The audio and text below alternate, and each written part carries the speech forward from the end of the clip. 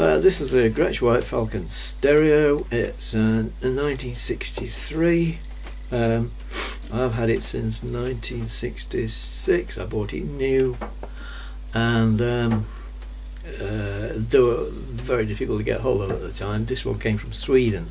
It was imported for me from a Gretsch trade fair of the time, so that would have been late 65, nearly 66. And at the time one of these cost about £670. Now, give you an idea of what £670 was then, it would have bought you two mini cars. You could have bought two mini cars for the price of this. I didn't, obviously. No, I didn't. I bought this instead. Anyway, this is a bit of a guided tour, and we'll start with this bit. The head's got this strange shape to it. It looks symmetrical at first, but it's not. One side's slightly different to the other, and as you go down the guitar, it's mirrored, so you get to the I can't figure this out with this stupid camera. You get to these things here,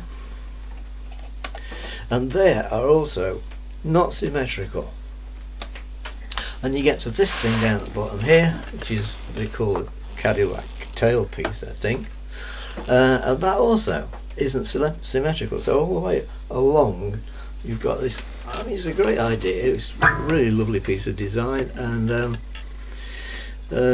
Jimmy Webster did it, as he did many things, most of which worked and some of which most certainly didn't. But very clever gentleman. On here then we've got this little plate here, which gives the serial number, and the serial number of this is 62430. Anything before 63000 is 1963 or pre. So this is late 1962, 63. So much for that. On with the guided tour. We've got a fret nut here, which a lot of the Chet Atkins series had, I believe. We've got quite incredible fretboard. It's so fast it's not true. It's a completely black ebony, and it's got thumb position marks as they have. And as we go further this way, we go to this bit here, which is they call a T-zone tempered treble. Basically, you can't see it very well here, but the frets are twisted that way. The idea being, and it works, especially when you're doing any chord type things of this end, the idea being that it sharpens up the first and on the second strings a bit. It just makes it that much sweeter. Then we get to the real gubbins, which are these Filtertron pickups. These are quite different on a stereo. They've knocked bits out of my guitar. Thank you, not. They're actually split in half. So you've got this half of the pickup and that half of the pickup are completely separate. It's like having two different pickups in the same envelope.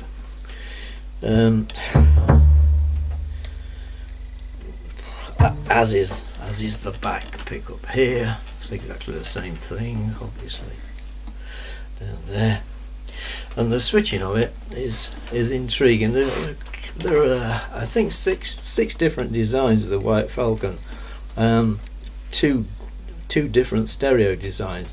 Don't quote me on that, I'm not absolutely certain, but there are certainly more than one. This switch is a crunch switch for the stereo. It routes it. You've got a lead that comes out here, out the bottom there. 8 cameras. There. That comes out the bottom. That's stereo lead. And we can route whatever comes out of the pickup through some stuff down here. All this lot, which I'll tell you about in a minute. But put in one position, you'll not hear any difference on this. But I will try to do a different demo where I can use the stereo. This is just through a camera mic, so it's not going to be that great. Anyway, this is a stereo switch. If you put it this way, the bass strings and the treble strings come out of separate leads, and they finish up in here anyway, way over at the back of me. Put in the middle, it's parallel. No, you're not going to hear that, are you? So put in the middle, it's parallel. So, but exactly what's in this pickup and that pickup comes out of both leads. If you put it that way, it's a normal guitar. It comes out of one lead. So this, I suppose we could call that a routing switch, which is probably as good as we're going to get. Then we get to, we've got this. I'll show you these, but I don't know why, really. There are two, I don't know if you're going to see this. There are two dampers. Oh yeah, you can see that there. There are two dampers under the strings. They used to have rubber on them, but that's a long time ago. I don't know if you can see that lifting. Probably. I don't think I'm going to manage that. Anyway, there's a thing at the back here. There, which looks like some sort of volume knob. See it there, and it goes back and forth, and basically it lifts this damper that's under the strings. There's another one on the other side. I don't know if I can get that either. Yeah, well, yes, it's there. Can you see it? Yes, there it is. It works in the same way, so we've got a damper either side of the string. Never used them. Horrible idea. Don't know why they did it. Basically, if you want to put it out of tune, then use them. I don't do that much. Anyway, this here is what they call a space control bridge, and it's a great idea. And it works fine on this. You can't adjust the octaves on the string, but for some reason they're right anyway. You have to sort of jiggle this about. But the space control is great because you can give yourself different gaps between the strings. So if you play fingerpick, for instance, it's going to be an advantage to be able to widen this out. And if you play picking, then you can close them up, and if you're playing rhythm, you can get some really quite tight sounds because the whole thing can be closed up pretty much. That's that. Then we get down to these things here. If I actually find them. Wait a minute. Apologies for this. I just can't manage this stupid camera. Okay. Here we got two switches. I think we can see these all right. One of them, they're normal Gretsch switches. One's a pickup switch, and it gives you like front or back pickup, however you want to work it. That's the back pickup. That's both. That's front.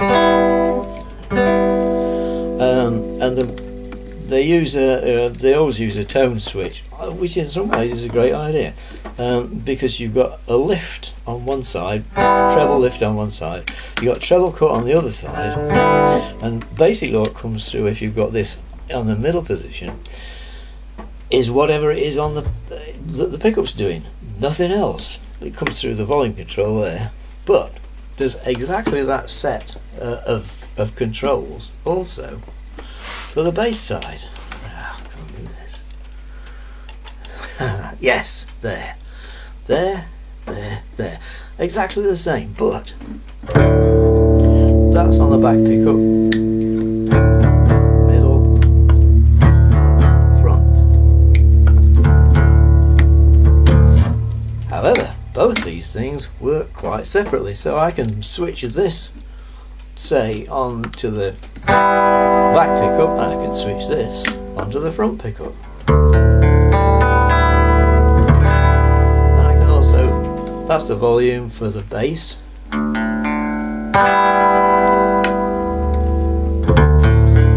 the volume for the treble.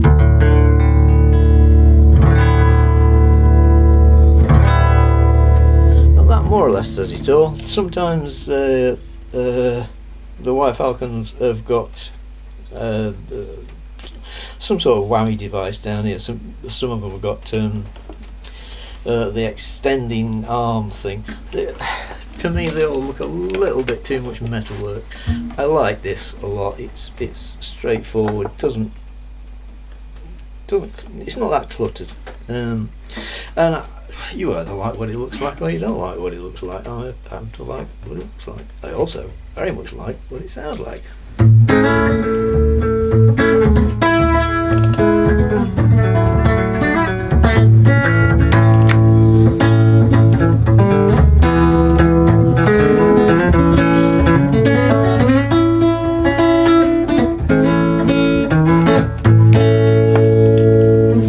Thank you for your time.